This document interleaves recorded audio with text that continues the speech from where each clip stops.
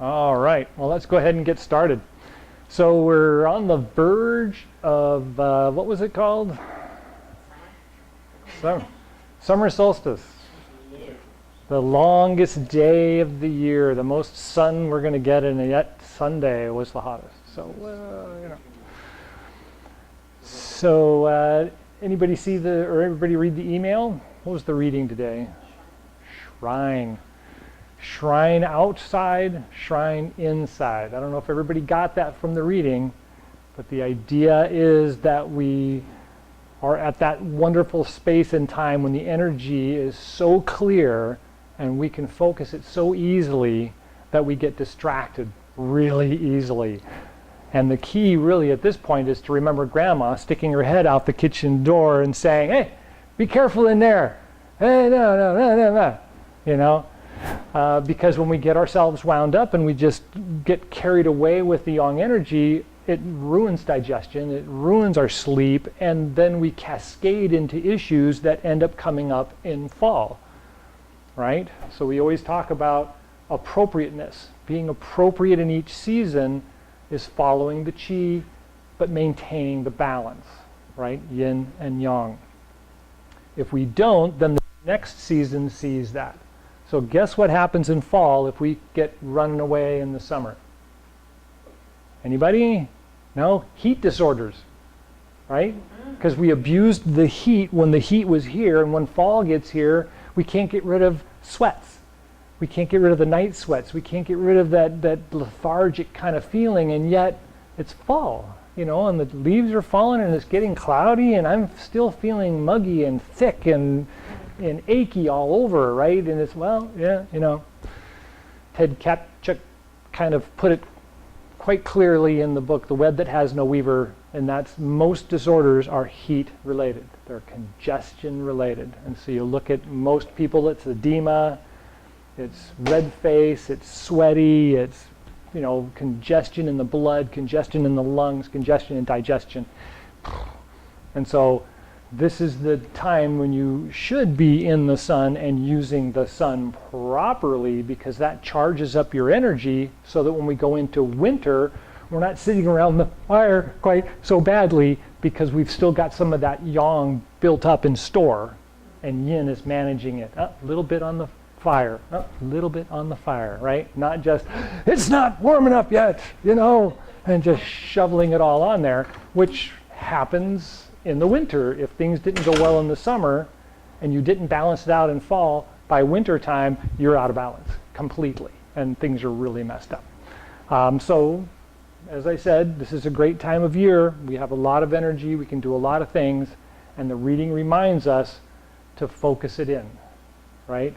See the wonderful experiences on the outside and bring them inside and take them in, right? So if we're going to go someplace on a pilgrimage and we see a wonderful shrine and we do some prayers in front of the shrine, don't just get up and walk away and leave it there.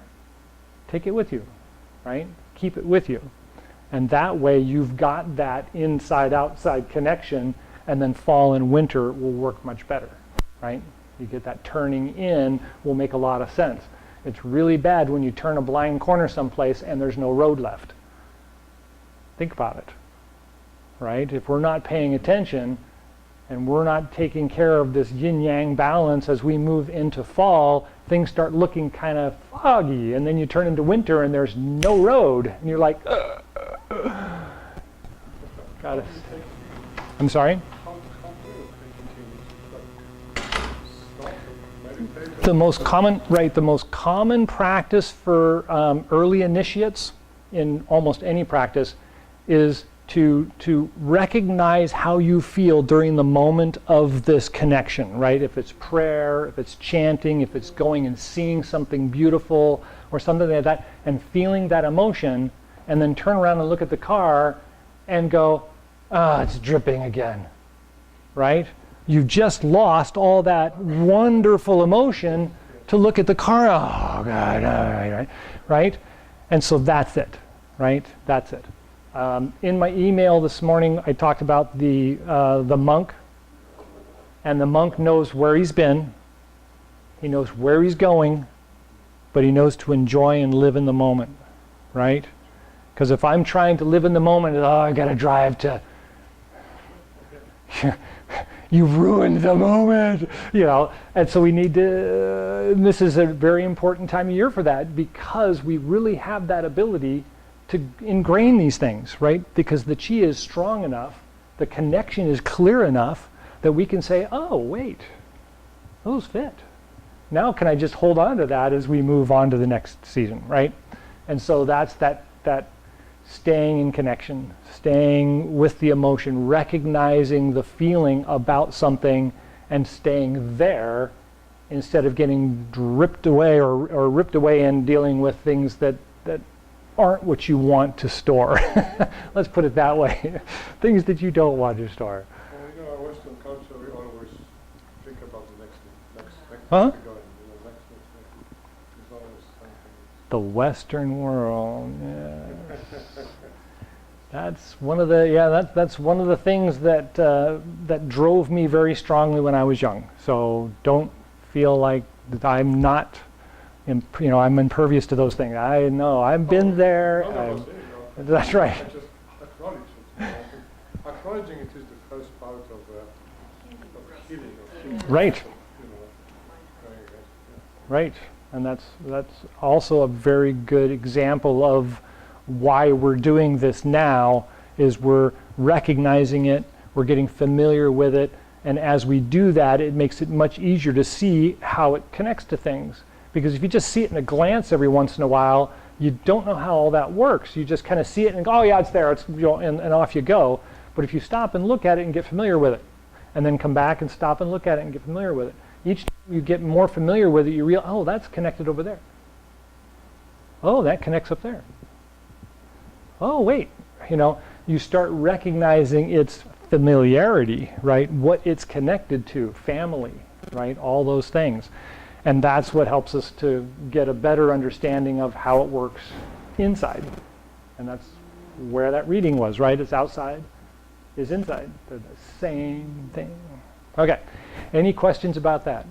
Because I could do a whole lecture on that alone, because that's this time of year. No?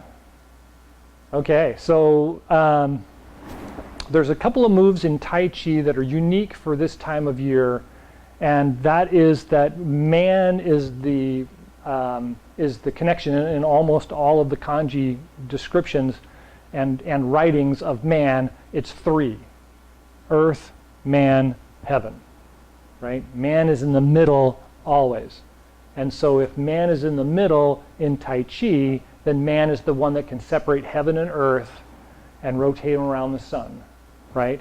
And so in one of the moves, we're standing in this position with our hands out, and we're going to separate them and then turn them and then prepare to slantingly fly. And so we get this feeling from the move of pulling the two objects apart and spinning them in a motion that continues, right? Once I start the planet in motion, is it going to stop? The moon doesn't stop. We don't stop rotating around the sun, right? And so it's kind of that moment of experience that we're looking at, where we've stopped the previous move, and as we pull them apart, so you want to kind of feel that sensation of pulling the two of them apart and then spinning them. And then it just rolls into the move. Okay? Is that making sense for everybody? Right? So we want to roll into the move. So you separate the two, and at the same time I'm going to sink down. Right? And then as I spin them in motion, I'm turning my waist and loading up and thinking about the turning as expanding, right? The movement's expanding out of this hand gesture and it's turning into a body gesture, right? So I'm in this position, I separate and sink down, I push them into orbit, and as it does, you can see it gains in my body, and suddenly my body is doing the movement. So far, so good?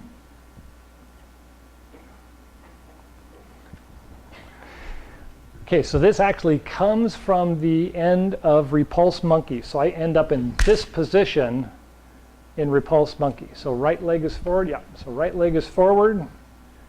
I've done this movement, and then I'm going to separate heaven and earth. And as I start the rotation, I'm going to sink down, which also strengthens this leg because I'm going to turn to the front and step out and slantingly fly. All right? Have I confused everybody already? Okay. So everybody start back here and face the camera. There you go. All right. So right leg is forward. I've just warded off, right? My last repulsed monkey.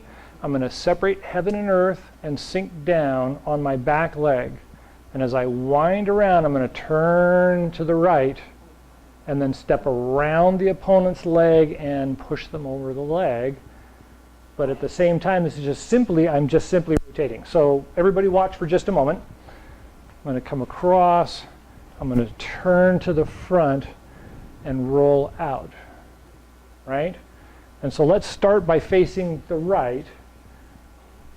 And it looks like I'm doing, aha, yes, it looks just like sowing seeds. Right? It gets that nice turning from back to front, rolling out with the body, and pausing for just a moment. So when I'm here, and I start the turning motion and turn to here, I want the hand that's coming across the top to kind of pull me over. And so I make this turn, and it pulls me around, and then I step out and come under. Right? Come up from underneath and turn. Good. All right. One more time. Repulse the monkey. Separate heaven and earth.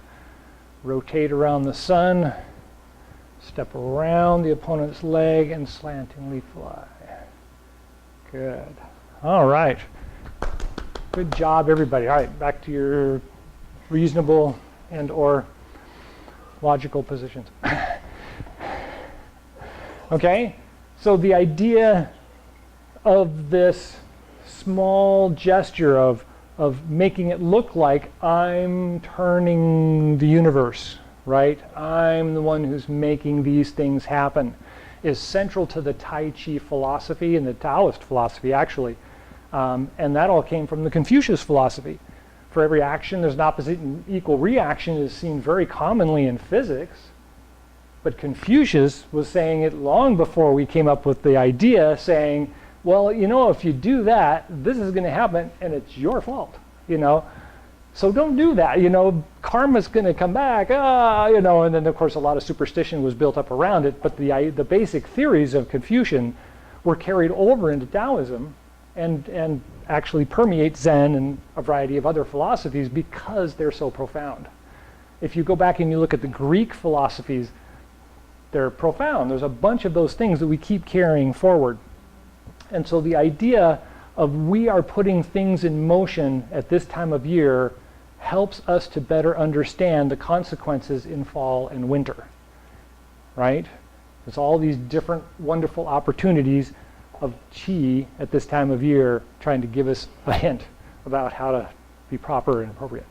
Okay, so the first move we did, anybody remember the name of it? What was it? Slantingly fly. It looks like spreading or sowing seeds or parting wild horse's mane, except that it actually kind of leans off to the side when I do it. And so it has slantingly fly is the name for it. You get kind of that funny turn without getting out of balance. Okay, the second one that we've done before, and it's been a long time actually. I didn't look through the tapes to see when we did it last. But it's the saluting the sun or saluting the moon exercise. So the legs are a little bit on the wide side. And we bend the knees and make a cup. And as we pick up the cup, we bend the knees down. And then flip it over and push the moon or sun up into the sky. And look up at it and smile. And then as we exhale, we pull it back down again. And lift up slightly, And then inhale and draw it into the abdomen.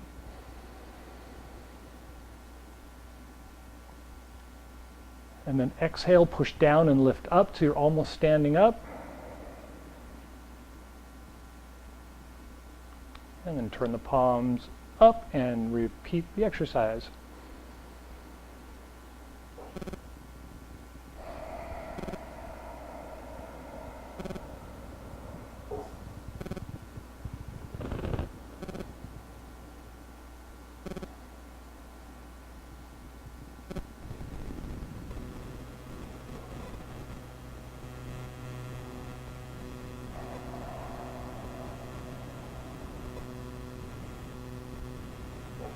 And one more.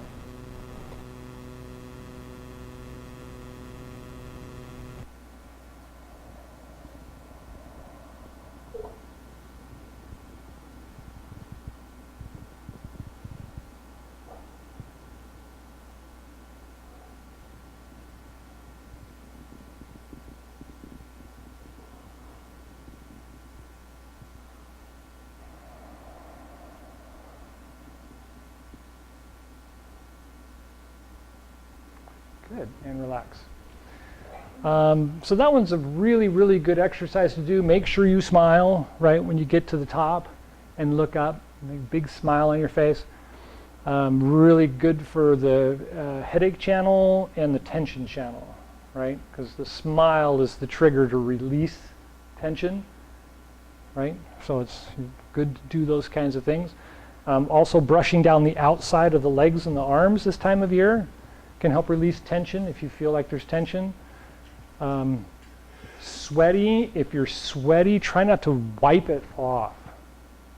Dab it off, right? We were talking earlier to somebody about cell salts and bioplasma. And the body is made up of salt and water. I mean, that's like the two main components. Well, the salts are the communications between cells, right? And if we sweat and just wipe it off, we're getting rid of the salts that's being pushed to the skin for a reason. And so we just want to dab off the water and let the salt dry on your skin because your body's wanting it there, right? It's putting it there for a reason. It's a reverse trigger, right? It's telling us a sympathetic, parasympathetic system that tells your skin, oh, hey, harden because it's going to get hot, right? It helps protect you against radiation and burning and things like that. But it's also, you don't want to get rid of the salts. You want to keep the salts in the system. Okay. Everybody okay so far with the discussion and exercises? Good. Okay, so this time of year, as a matter of fact, for the next 7 days, from 6 days from now till 8 days from now, we're in the transition for the summer solstice. So getting out and dancing around and doing things is really, really good this time of year, right? Get comfortable with just being warm and loose and happy and free and all that kind of stuff because we know what's coming, right? As long as we're paying attention, right? As long as we're paying attention, we're knowing this isn't going to last and we have to enjoy the experience while we're in it, bring it inside so that we have it to be with us as we move through the seasons, right? It keeps that view of balance. Okay, I think we have a couple minutes left. Excellent. So also this time of year is doing something different, right? The crops are in, they're filling out, there really isn't much you can do except for watch it, right? Weeding isn't even going to help because it's not, productive work. And so doing something different, taking a little bit of a travel, repeat travel. You don't have to just go someplace new. You could go to the coast. You've been to the coast all the time. Yeah, go to the coast. Haven't been there in a while? Go to the coast. So doing those kinds of things is really good this time of year. Experimenting with Chi exercises. Wow, we haven't done that one in a while. Let's do that one.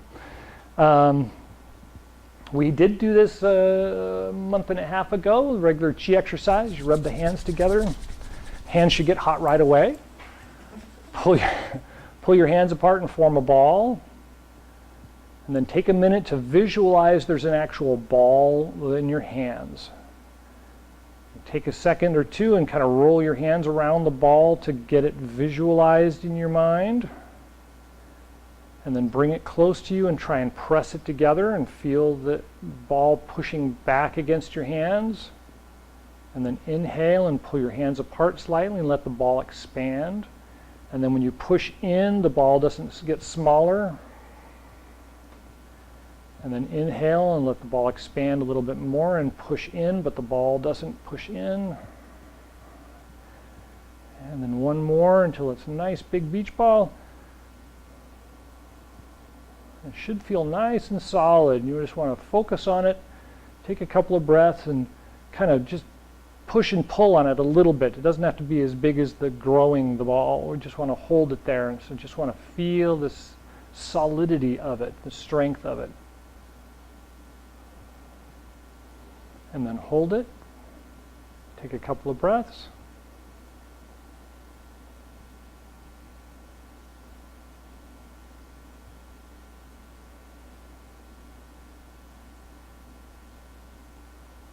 And on your next inhale, draw it down to the Dantian and the Mingmen.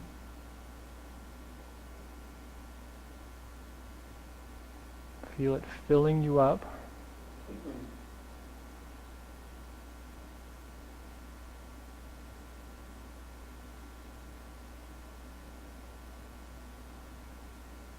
And then clasp the hands together, interlacing the thumbs, and put it over just below the belly button, the Dantian.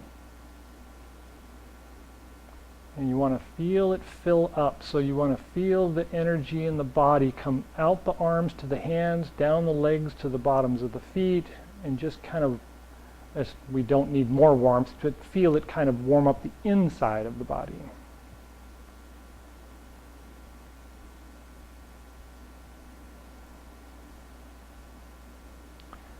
And then relax the hands down and point the fingers at the toes. And then bring the arms out in front slightly, round the arms, pulling the elbows out and round. Connect the fingertips to the toes. And then inhale and lift up with the chest. And then exhale and let the fingers pull back down. So it's like there's big rubber bands between the fingers and the toes. Inhale and pull them up.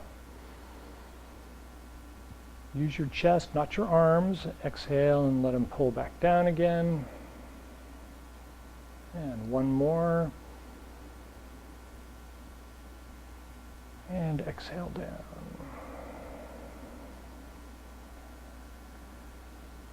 And then focus on the bottoms of the feet. Feel the heels sticking into the ground and the toes gripping at the front.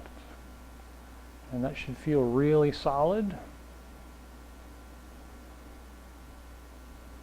And a couple more breaths.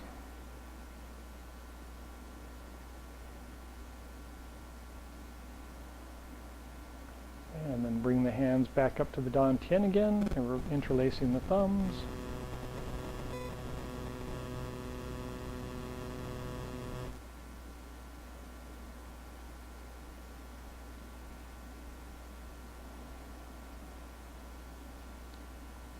And relax.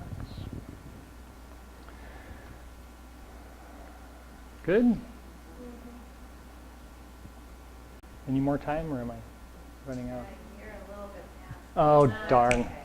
Well, let's do the closing exercise. Go on, Qigong. So start in the standing position.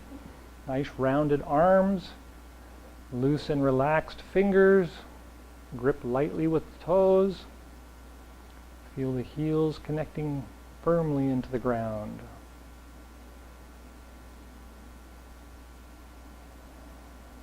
And when you're ready, turn the palms out. Inhale, rise up.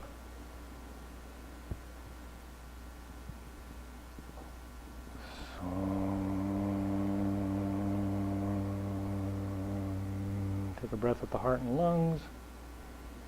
Exchanging the energy there. Guide it down to the Dantian and Mingmen. Take a breath there. Exchanging the summer energy, and then drop down the legs to the bubbling spring points at the bottoms of the feet. Take a breath there.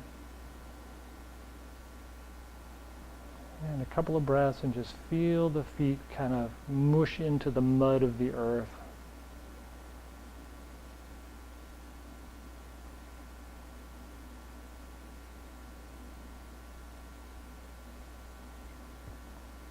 And again, palms out, inhale, rise up.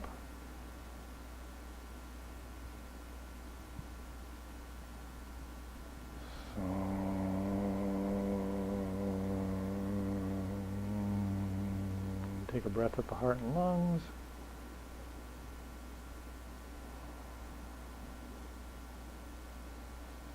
And the Dan Tian and Ming Man.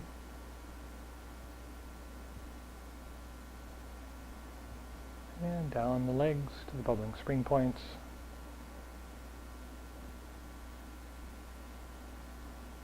And a couple more breaths. Just feel the top of the head stretched up to the sun, and the feet pushing down into the earth.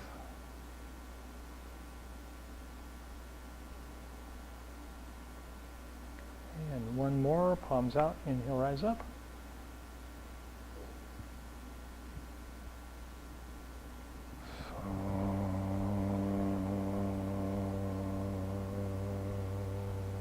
Take a breath at the heart and lungs.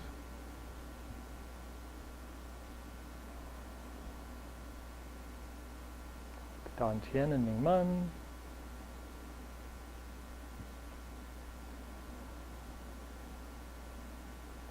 And the bubbling spring points.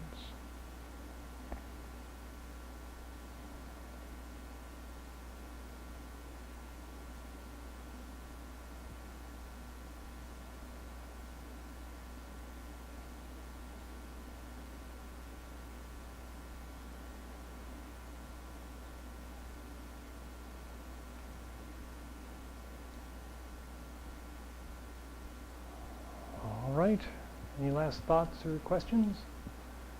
No. Thank you all for coming. Enjoy the rest of the week.